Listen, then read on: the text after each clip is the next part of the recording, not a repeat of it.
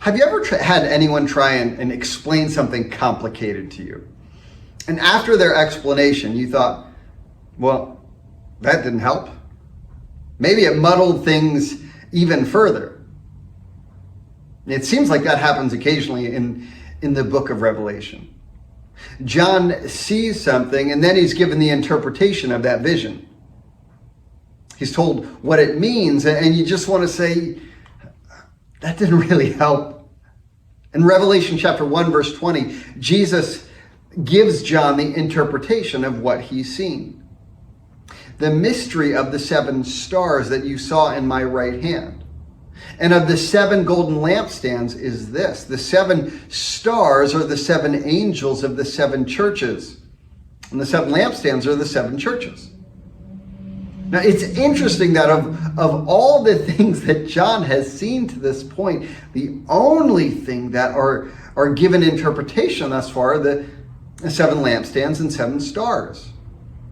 Now, likely, it's because of the role that the angels and lampstands will have over the next 2 chapters, but ultimately we don't know. In Matthew 5, Jesus says, "You are the light of the world. A town built on a hill cannot be hidden. Neither do people light a lamp and put it under a bowl.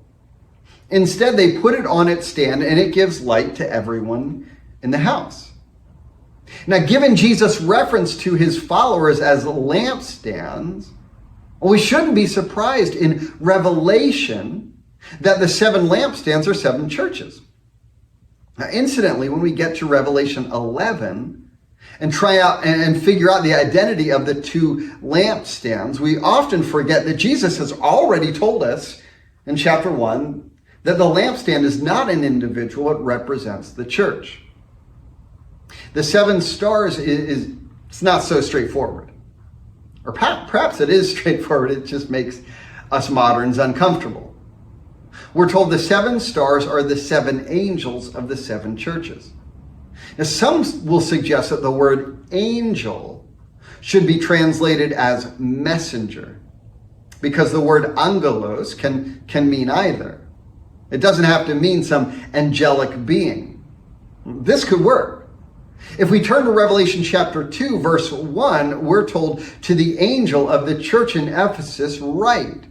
Now, each of the 7 letters to the 7 churches begins that way, with a message to the angel. Now, perhaps John doesn't intend us imagining a heavenly angel, but any messenger who would read aloud this message to the community. The problem is that actual angelic beings are mentioned throughout Revelation. The King James Version mentions them over 50 times. It's hard to believe that if heavenly angels play such an important role in the vision, that here he's only referring to a messenger. The alternative, of course, is that he's talking about real angels. And each church has their own. Does that mean that Eagle Rock Baptist Church has its own angel? If so, how do I write it a letter? Is it possible that it's got mail for us that we haven't been collecting? Honestly, I don't think that's something we need to be worrying about. What I do think this passage should remind us is that John is writing an apocalypse, a throwing back of the curtain to unseen but present realities. What this passage should remind us is that there is a real spiritual world out there. There is a God who longs to communicate with us, and there are spiritual beings that are for us, and there are spiritual beings that are against us. Now, pretending that they're not there does us no good.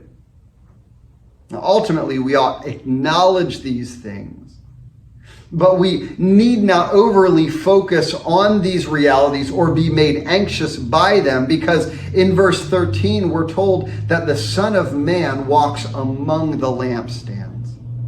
Whatever these angels are, they're in his hands.